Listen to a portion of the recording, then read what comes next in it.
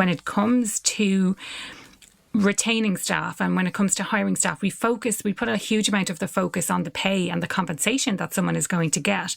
But this shows that actually pay is not necessarily a contributing factor to people leaving the organisation.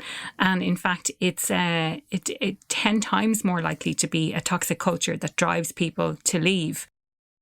When it comes to toxic culture, then, what this research found were some of the things that were key signs of what a toxic culture actually is. And so the number one was feeling disrespected or being disrespected at work. And I liked some of the words that were used to describe these scenarios. So one of the words I picked out in relation to feeling disrespected was soul crushing. So when you go into work and you just feel like your soul is being crushed, and the whole experience of going into work, or going into work now, not necessarily in an office anymore, but that the experience feels soul crushing.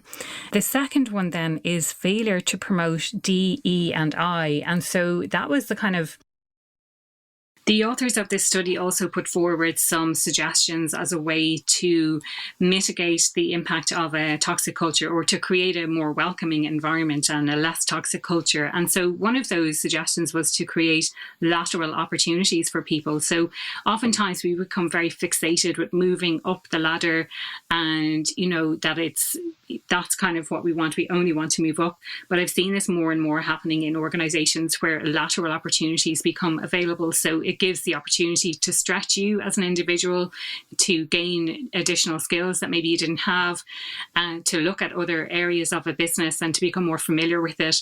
And so if your ultimate goal is to progress up through the organization, it's a really great way to familiarize yourself with the different aspects and the different departments in that organization.